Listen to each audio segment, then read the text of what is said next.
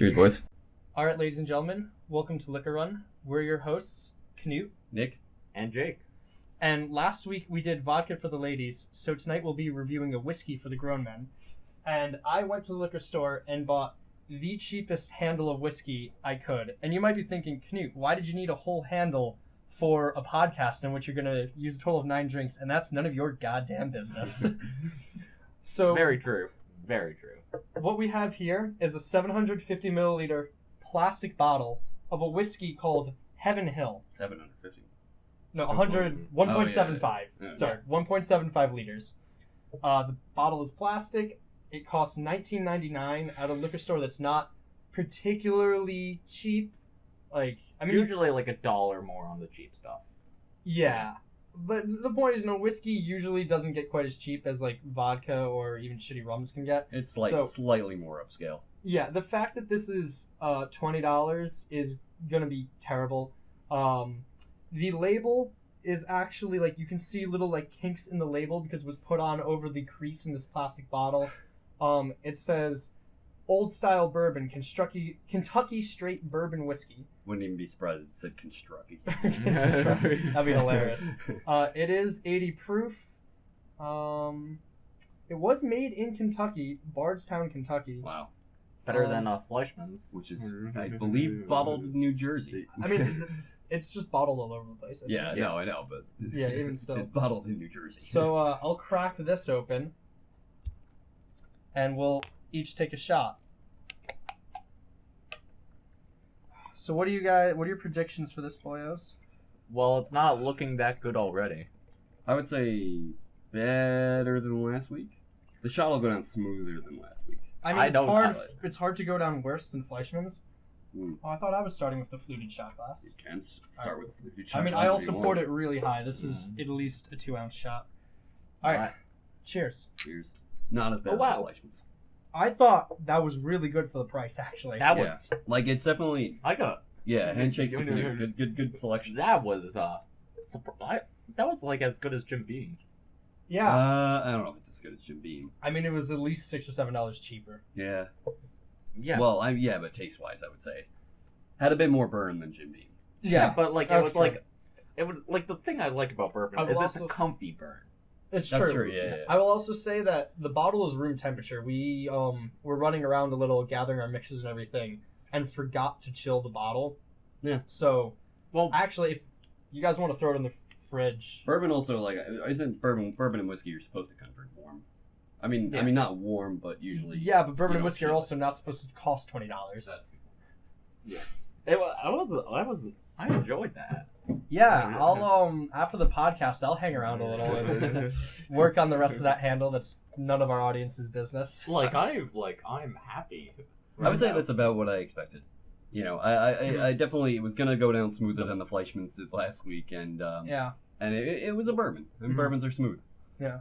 So bourbons are nice. I see why you're a bourbon drinker. Well, I mean, again, rum is my primary, but bourbon, close second. Yeah, but if you can get that for $20, you might as well drink bourbon. Yeah. Over. I mean, vodka you still can't beat. $20 handle. I know. That's not what this is a $20 handle. Yeah. If you spend $20 on a handle of vodka, what are you getting? On a good day, Svedka. Yeah. Maybe not Smirnoff. New Amsterdam. New Amsterdam and Smirnoff, I think, are usually more 23. Svedka, Yeah. I see a lot for $19.95. A handle of New Amsterdam would be more 23, 24. Mhm. I know liters are 17, 18 usually. So I don't think you can match the pleasantness of a $20 thing with a lot of shit. Yeah. No. Most guys would drink a thing of bourbon. Why are we drinking Jack Daniels when we can drink Heaven Hill and have $37 Jack Daniels? Yeah. For a liter. Yeah, you could get probably 3 times as much Heaven Hill for the same price as Jack Daniels. Yeah. Oh yeah. Again, I've never heard of this brand before, but I'm gonna hear about it a lot more now. Oh yeah. Yeah, this. We should save that for post regionals. No, I don't want to share that with those rubes. They won't appreciate it. No, that's why we have listeners. Yes, that's why we have Exactly. listeners. You guys are much classier than our friends. Yep. Definitely, yeah. So I would say overall, I mean, on that just first impressions, warm, as bourbons are, and just smooth. And it like, did have a burn, but it wasn't. I mean, it wasn't unpleasant. Yeah, like the burn, like I'm experienced burner because I drink gin. Experienced burner. That definitely sounds like something else than drinking. Yeah, true. But like, I like my burn, but it was a comfy burn. Yeah, it wasn't bad. Like you normally sometimes vodka and gin goes down hard. Yeah. Bourbon it didn't go down hard. It felt like I was sipping my bourbon on my front porch in South Carolina. I'm not from South Carolina. I'm just saying, like, it gave you that your house feeling. In Vermont. Yeah, but people don't drink bourbon there. I'm saying that's true. It's a comfy burn that makes you think of like the gentle burn of the southern sun in late afternoon. Yeah, that is also a bourbon. Is it a bourbon? No, yeah, I think it's bourbon. I thought it was sort of. I didn't have a Southern Comfort when I was in Savannah, and I was in a bar after I just ate. I was gonna have fried crocodile for my lunch, and I was just looking at the bar. It was just like I saw Savannah 88. I was like, I'm in Savannah. I want that. Southern Comfort is actually the alcohol that my dad can't drink. Really? Yeah. He has a bad experience with Southern Comfort. Yeah. So he was probably younger than we are now, like maybe in high school, or I want to say it was like his senior high school. Party in the woods. He's like throwing up blackout. Like, he remembers it, so it wasn't blackout drunk. But super throwing up, really, really sick. And he's like taking care of this girl who's apparently worse than he is. And she's got this like grandmother like perfume on. So the combination of the Southern Comfort taste and the perfume, he can't do that smell or Southern Comfort ever. Really? And my Auntie Anne, which is my mom's youngest sister, also can't do Southern Comfort. And again, she was the 5th out of 6 children and the youngest daughter. So by the time she comes home puking her brains out in high school, rather than scolding her, Grandpa holds her hair as she pukes in the toilet and then gets her a mirror that says Southern Comfort on it and hangs up in her room, and that was her punishment. That's awful. That's but a very clever way of sticking to your kid, I guess. Yeah. That's weird. I mean, what is Southern Comfort? Is it bourbon? Is it whiskey? I mean, I think you might be right. I think it might just kind of be its own thing. I think it's whiskey, probably. Yeah, I think it's bourbon. Okay. Like technically, it's bourbon. Like right. It's called Southern Comfort, and then like if you look on the label, I'm pretty sure it says like bourbon whiskey or something. Right. Well, I know like certain I know bourbon specifically is sort of from Bourbon County, Kentucky. Yeah. So like there's just a whole bunch of distillers there that make bourbon specifically and only bourbon. But I guess there is different processes to make it so you can make it anywhere. But it's I do like bourbon more than whiskey. Just because whiskey is easier to bourbon's easier to drink. Yeah, it's sweeter and smoother generally. Yeah, so it's the charred oak barrels. However, it's usually more expensive. More expensive. Speaking of a whiskey that I don't believe is a bourbon, what we were originally going to get for tonight is Evan Williams. And essentially, I was looking at it and I was just thinking, this is slightly higher price point than what we're going for. And then I saw the Heaven Hill and I was like, $20? All right, whatever. How much is Evan Williams? At this liquor store, I want to say it might have even been $26. Really? It's in a glass bottle, so literally the price, you might be paying an extra $1 or $2 for glass. Right. Yeah. And so what do you guys think of Heaven Hill compared to Evan Williams? You've both had Evan Williams, right? I've not Evan Williams. The only time I've really had Evan Williams, which is why I never really get it, my mom got a little thing of it to use for rum cake. Well, it's not rum. Well, so your mom's like a cake. Like she was gonna make a cake. Okay. And then she never ended up using it, I think. Okay.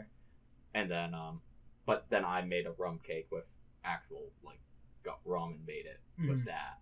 Okay. And then there's just it sitting here, so I've had a little bit of it over time. Yeah. I guess Evan Williams is probably comparable to a Bushmills whiskey. No, Bushmills is definitely higher end. You think so? Yeah. I think Bushmills for a handle is going to be $32. Bushmills is a very light whiskey. Yeah, it's an Irish whiskey. Yeah, it's not a bourbon. Yeah. Really, I forget what Bushmills is generally but The only like name I can remember that's whiskey is Jack Daniels, and I know like That's Yeah. like I know I'm never gonna really drink Jack Daniels. It's just not. It's way too. Sorry to be hipster, mainstream.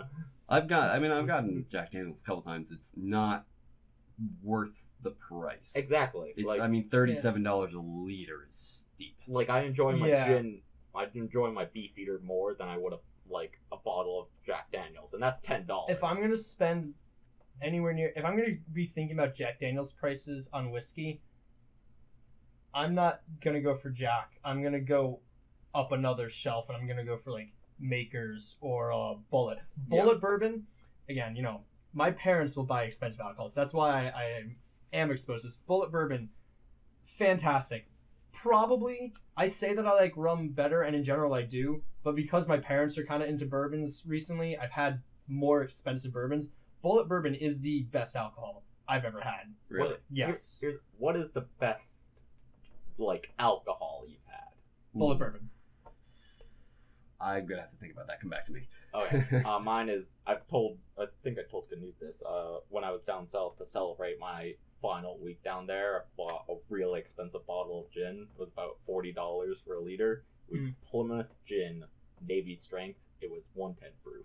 That's pretty. And really, how much was it? About $40 for a liter? Yeah. Each. Most expensive alcohol Not I've like had. your For favorite, best, yeah. I would say Gentleman Jack, which is like the high end And Jack Jack Daniels. Daniels. Obviously, I did not buy this. This was with my parents. Yeah. But yeah, that was. I mean, you talk about smooth whiskey, and like we just had a $20 thing of bourbon, handle of bourbon, for a liter of Gentleman Jack's probably like 46. Yeah, or something, 45. I want to say that that's roughly the prices of like Bullet and such. Yeah. Bullet and Makers for a liter. So and the handles are probably in the low 60s. Oh yeah, it's good stuff. And I mean like if they even sell handles, it's probably more like a 1.5 rather than a 175 also. Yeah.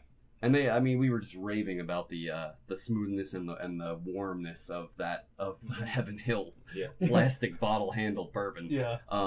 So like Gentleman Jack goes down like water. No, it's like, also gonna be stronger. Oh yeah. Like I'm a heavy drinker, but that 110 proof gin went down like nothing. Yeah.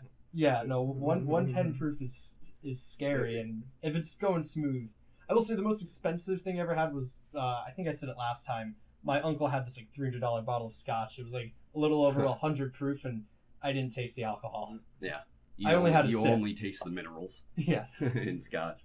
Yeah.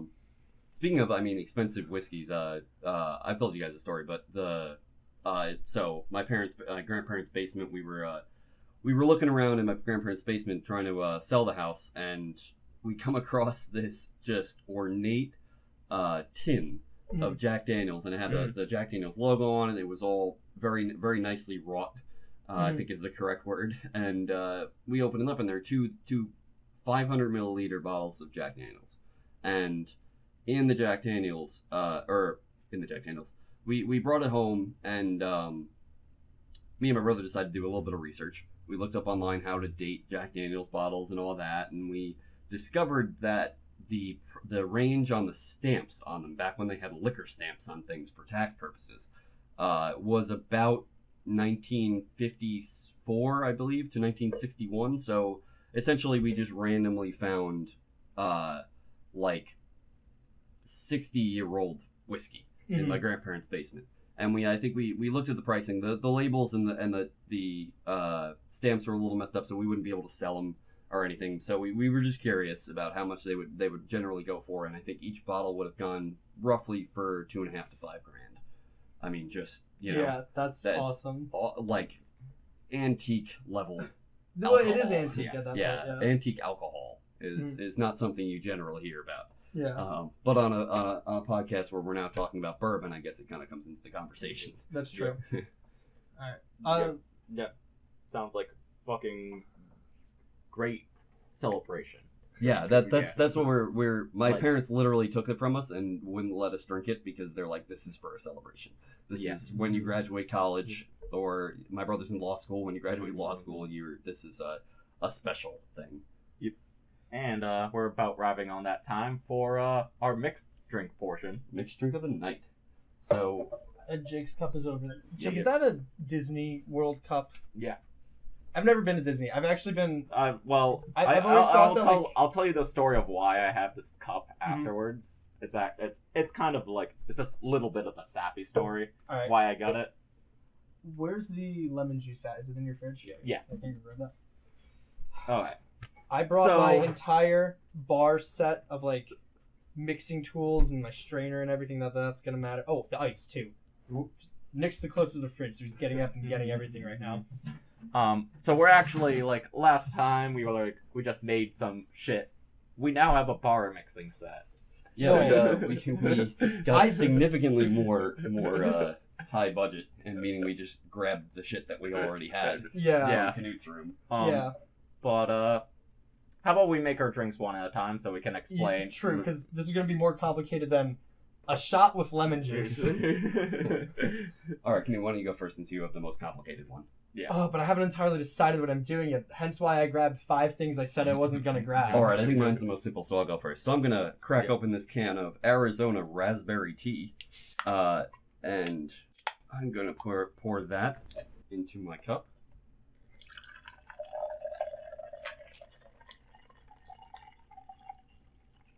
And I'm gonna add a touch of ice, since I actually can.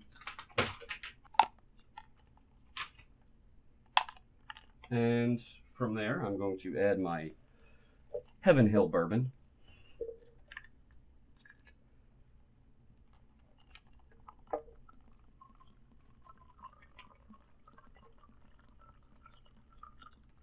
And just for the fun of it, I'm going to add in a splash of lemon juice. And we're going to see how this works. Alright, I'll hand it off to Jake then. Okay. So, I, being the adventurer I am, I grabbed a bottle of, Jones Watermelon Sour Patch Kids soda. Sugar cane soda. This is Or going cane to be sugar soda. very much looking forward to how this comes out. Yeah. I'm- So we're experimenting tonight. I'm not even gonna taste this. I was actually about to ask you. if we could make a detour and have everyone taste some of it because I'm curious. Save a little bit in the bottle for Obviously. tasting purposes. You know, we may do a spin-off podcast sampling weird sodas. That maybe we'll do that after this episode. 7-Eleven does have a pretty good availability of weird sodas. That's very You surprising. ever have Shaq soda?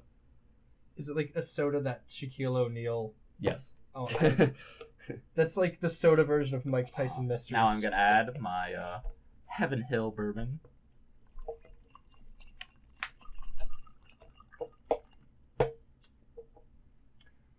Some ice. How good are the bitters? I would recommend it. A couple of drops is good. Actually, that would probably work really well in what that is. Can I just Exactly. smell the soda? You're so keen on tasting it. I'm gonna taste it. Yeah, pass that over here when you're done. Yeah. Don't tell me how it tastes. The bitters will be good enough. Dude, you don't. How much did you put in there? Oh, Jake's Do you know how bitters work? You're only supposed to do a couple of. I realize that you've got like a 10-ounce drink, but even still. well, see, I'm actually gonna balance it with triple sec. That's not gonna balance it. They're both citrus flavors. Like I said, fun times ahead. Adventure. That was not a lot of triple sec for the amount of bitters that you put in. Well, now this is where I have to taste it a little. I'm not gonna. All right, I'm not gonna tell you guys how it tastes. If you hear me coughing, you know it's gonna be bad. All right, so Jake's got his drink. How about Knute, you start with your intricate weaving net of a drink. All right, so I did start making mine already because it did take a little while. So I started with a squirt of honey because I want something sweet. Honey, bourbon Jack Daniels, like one of the lower end things you can get of Jack Daniels is like Jack Daniels honey. So I started with some honey. I did splash some bitters on it, and did we explain bitters in the last podcast, or were we mostly talking about No. triple sec? Nope. What bitters is it actually usually is made using bourbon. You can make your own if you want to be a hipster. you can also buy it in a supermarket. They also don't card for it, even though it's 28% alcohol, because they sell it Is that full high? around 28's like that's like normal-ish for bitters, like around 25 to 30. Yeah. But they sell it in a 4-ounce bottle, and if you took a shot of this, I would be horrified and stand back because you're about to projectile vomit because the flavor is super strong. It's like truffles or something really strong flavoring. Truffles. I'm not saying it tastes like it. I'm saying it No, has I that know, yeah. equivalent level of strong flavoring. Potency. Basically, it's made by like you essentially use bourbon or whiskey to like pickle like something like orange peels or some fruits and spices Okay. to get a really strong bitters flavor. So I put some bitters in. I took 2 cherries. Again, if you have a fridge and have room for cherries, there's really no reason not to have them. They're fantastic. I muddled them, which just means you crush them up. You don't have to do that. I just like doing it because it makes me look cool. So now I'm going to put in my bourbon. And I got a big glass. I'm going to put in like...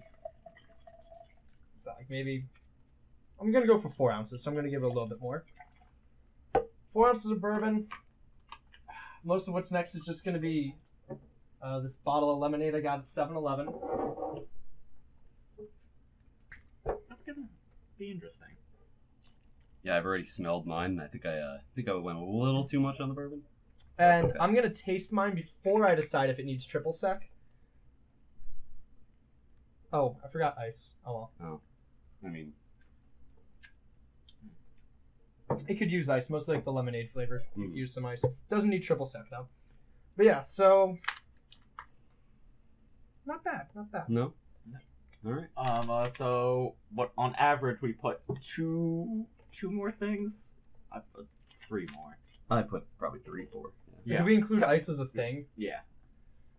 Ice, lemonade, bitters, honey, cherry. Only 5. Not that Oh, it complicated. is. I did ice. Not counting adding, I did ice, the soda, triple sect, bitters. Yeah, ice. Okay. Ice for me. Ice. Arizona raspberry tea, lemon juice, and Heaven Hill bourbon. But you don't include the bourbon, I thought. Yeah. What? All right. Oh, not including bourbon. So 3 things for me. Let's go. Cheers. Cheers. All right, I'm most interested in Jake's. So Mine is very interesting. very interesting. We're gonna. You we're gotta gonna pass paint this our around. listeners a Yeah. picture. Oh, Jake. let's we're gonna let's all pass them around? sample each other's. I don't want to get them Oh, boy. confused. Well, I know this is yours because it has a lot of ice. That's true. When I sipped it before the ice and then sipped it after, like the ice actually like made it even better. I think we did pretty well overall. All right, I'm not gonna lie. In Nick's my is- opinion, Nick's is Nick's the worst. Nick's is the worst. I mean, it's just raspberry tea, lemon juice, and bourbon. So Yeah, yours like it tastes a little like acidic. Like you maybe put too much lemon in it or something. Like Yours is comfy. Like Yeah. the lemonade is really strong in it. yeah. To me. Also, I'm not sure. I'm gonna get my little But because we fancy have- stirring spoon. I have a feeling all the honey's at the bottom. Yeah.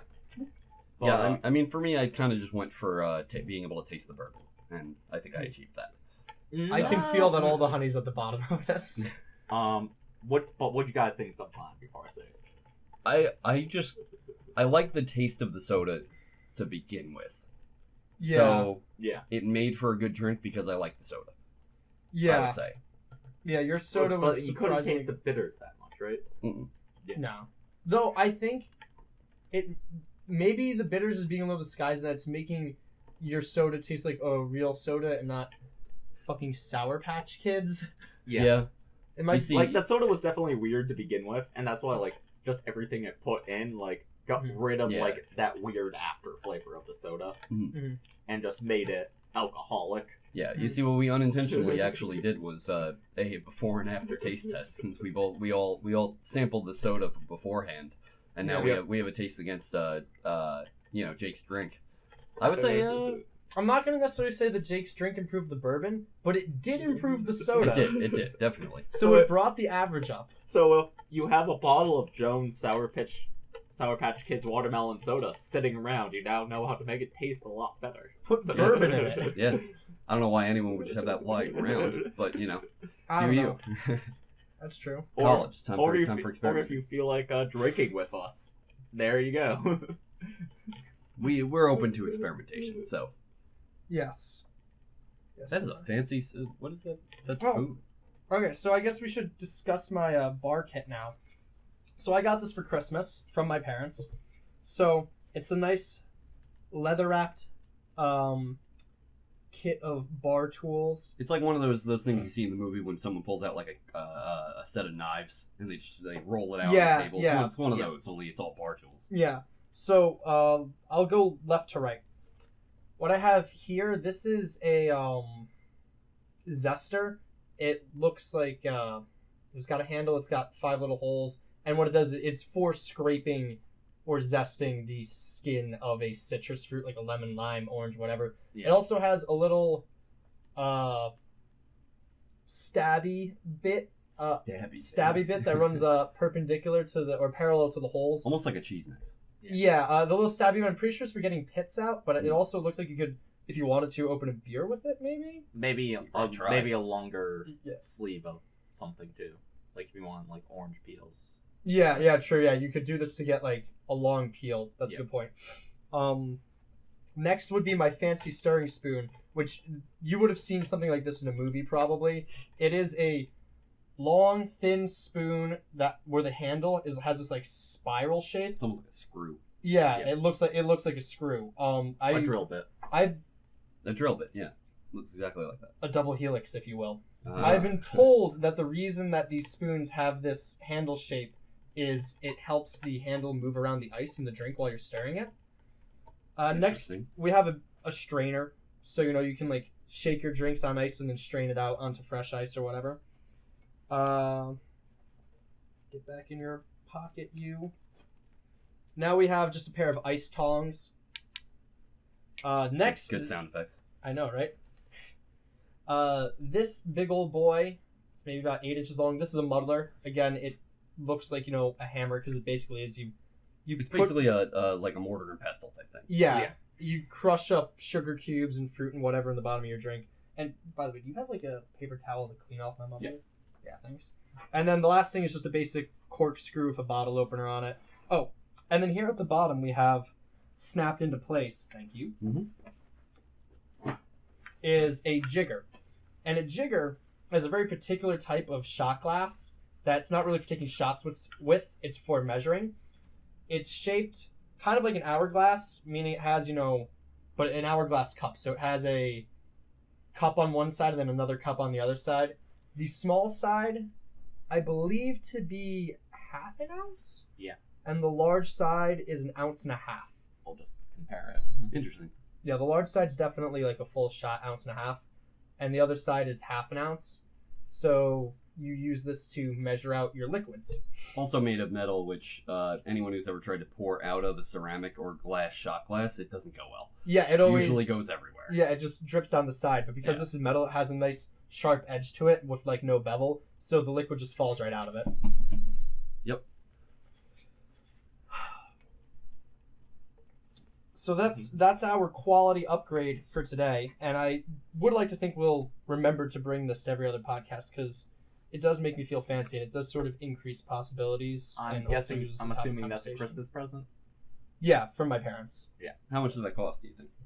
Well, it's a Christmas present. No, I know. But if I had to guess, like no, I know. Yeah. $30. I was gonna say like 25. I'm like, yeah, this one's kind of nice. It's got the leather bound straight. Yeah, maybe 30 to 35 on Amazon. I was about to say you could probably get a good deal on Amazon. Yeah. But Toss that up on the bed. What Knute was asking about earlier before we poured our drinks is I have a Disney World shot glass, or not a shot glass. I have a Disney World shot glass too, but it's not here. Of course. But I have a Disney World cup, and the reason I have this cup is growing up as a kid. One of my favorite, you know, like when you're kids, you have like favorite glasses that you like drinking out of. Mm-hmm. We had a Mickey Mouse Walt Disney World cup that was just from McDonald's. Interesting. So your nostalgia got the best of you, and you had to get an actual glass. Yeah. So what I kind of knew also was my mom went to Disney World when she was in college too, Mm-hmm. like way like 40 years ago. Yeah. 40, 30 years Hey, ago. don't date your mom like that on the internet. True. Like 20 years like, ago, obviously. like 10 years ago, I don't know what you're talking about. My dad's 60, and we're just gonna live with that. But she also went to Disney World with her friend, and she didn't get anything really from it. And I thought that glass was from then. When I was buying this one, I was like, oh, I'll upgrade. You know what I mean? Like, right. Like every 20 years, one of our family needs to go down there and get a glass. I'm just imagining 43-year-old Jake just looking at his watch, seeing the date, and be like, it's time to go buy another Disney glass. Yeah. Honey, I'll be back in 3 days. Where are you going? I'll be back in 3 days. But yeah, that's why it's just like a memorial glass for my more nostalgic self. Yeah, and now you drink your not so fine liquors out of it. Exactly.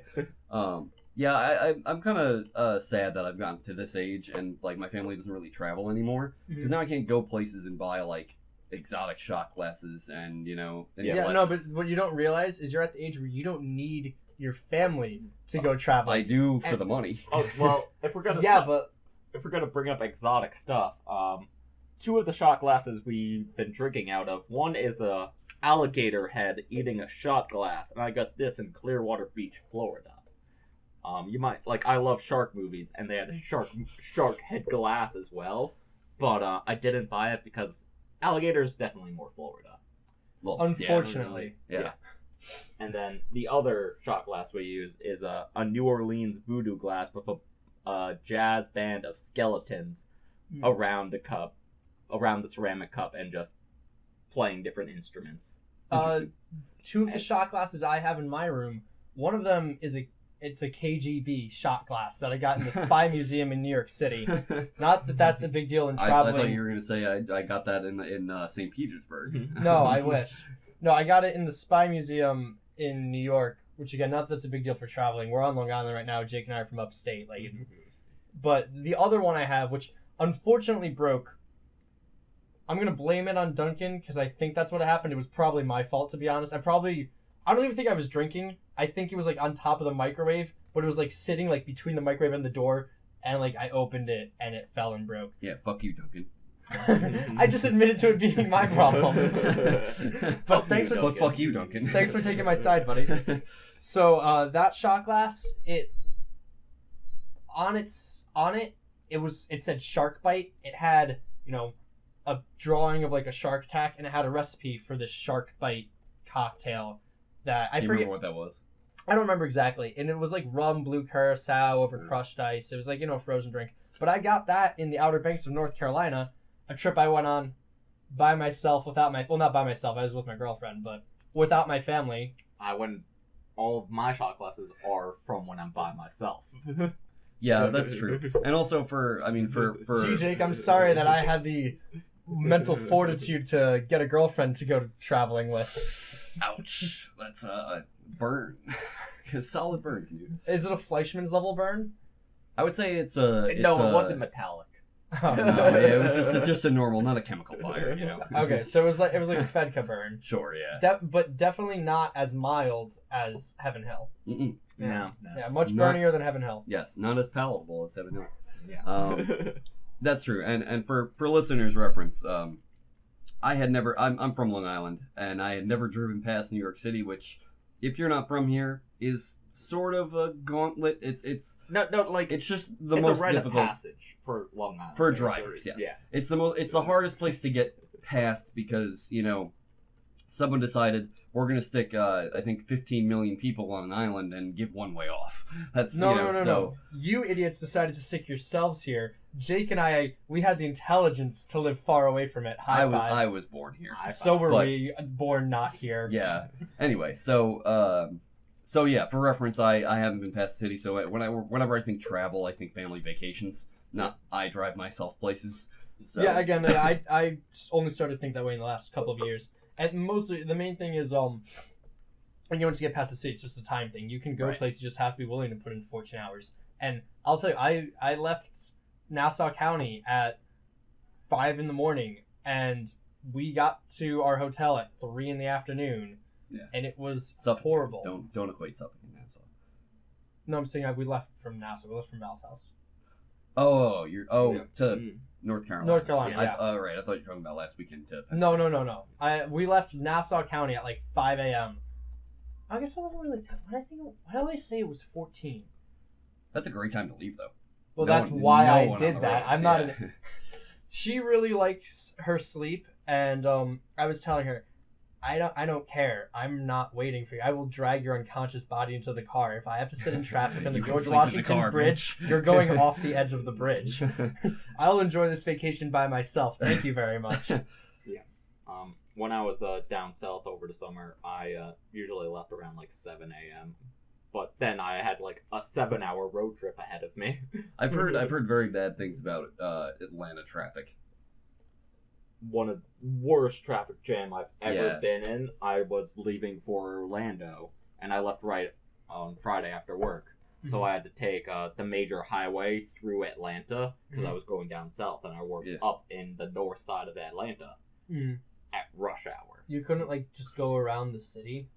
No, like I would like literally work inside of the city, and only like the fastest way to Orlando, no matter what, was the one highway. I've also heard that just as far as like planning goes, the Atlanta highways are just kind of fucked. Yeah. So like they're not planned and executed well at all. Yeah. So and it's just this 8-lane major highway that's just clogged with traffic, and it's just like a mile, and then you get past it, and then you get into the neighborhood part, like the commuter part of Atlanta, where it's like a 3-lane highway, 3 or 4-lane highway. So you wouldn't think it would be clogged. It was clogged because it was rush hour. And my GPS thought I was supposed to be on the express lane, but the express lane down there is like the Peach Pass, and you have to pay money for it. And Jake was like, nah, fam. What? You probably spent more money on gas, like just burning, loitering in traffic, than you would have buying the Peach Pass. I think I've probably that day, at least for Orlando, it was worth like, I think it was like $2, but it's like, it was like taxed. Like, it's like $2 like for like to go like 5 exits, but if you're going 10 exits, it's like $4. Oh, okay. That's what you're saying. Yeah, they do weird shit like that on I think, what is it, 95 or 287 going up. I know they charge you to get on and then charge you to get off, and depending on the exit. That's 87. Is that's it just 87? Normal 87. Yeah. No, I'm trying to think of the road. The throughway. Whatever road. Right. Because the throughway ends up being a couple different highways. Right. It should basically they charge you to get on and then charge you to get off, and if you get on and off in one exit, it's like $1 for a toll. I think one time we were going.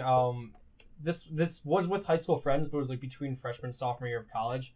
We were going from Riker's house at the west end of Gildan to his future girlfriend's house on the other side of the river in Avon Park. It's like 30 minutes away. Basically, Riker always ends up getting a girlfriend and then not being friends with. Well, not that he's not being friends with us, just like she always ends up consuming his life. Gotcha. But so we were trying to figure out the best way to get there, and we ended up on the throughway. We literally went for maybe 1 or 2 exits, and because like it's around Albany, it's like more, the exit's a little more dense. I literally think it was like 70 cents. That's that. At that point, why? I don't know. What's the point then? Yeah, we were on, it was maybe 5 miles, not even.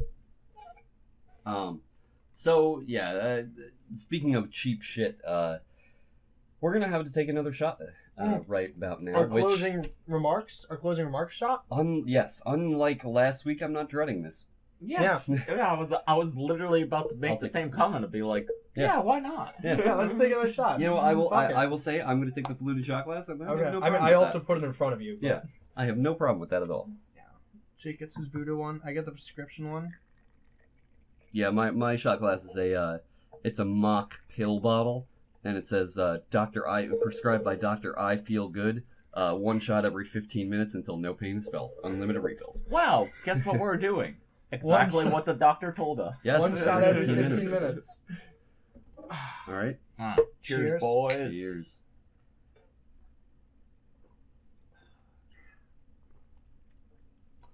Still just easy. Just Mhm. easy. And you know what I was thinking then? Mhm. This is going to go down really easy, and I only owe Jake $7. That's it's just an amazing feeling overall. Well, I'm the one who bought it, but yes, you I only owe me I only owe $7. Knute $7. That's true. You don't. Since I bought the mic, we're even.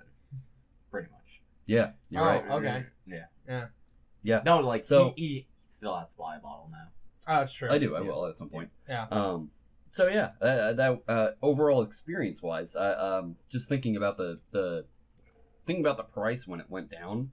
Yes. That was like a 9.5, I think. I was gonna say Okay, like well, an 8. slow your roll. I mean, I was it gonna wasn't say like, an 8, a 7 to including 8. price. 9.5. Well, accounting for price, this is going to be hard to beat for the price point. We actually said I think last week the only way you could beat Fleischmann's price wise was by making your own alcohol. Yes. This might beat it.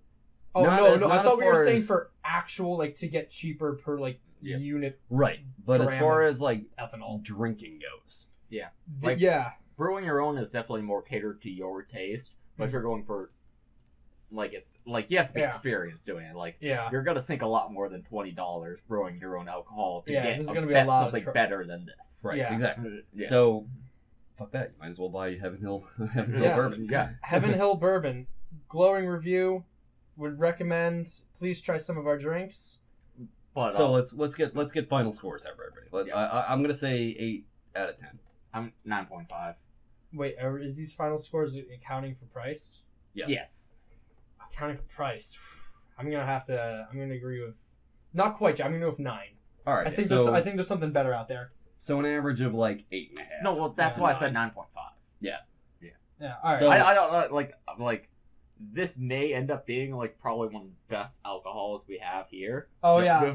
Because it's that. If next week we go back to something horrible like Georgie, I'm gonna be really wishing we were doing this week we again. peaked in our second episode. Peaked in our But second episode. That's okay. So overall, 8.5 to 9 out of 10. Yes. Very very solid drink. Mhm. Would highly recommend. Yeah. For I'm Nick, I'm Jake. And I'm Knute, and we'll And- see you guys next time. and that's Liquor Run.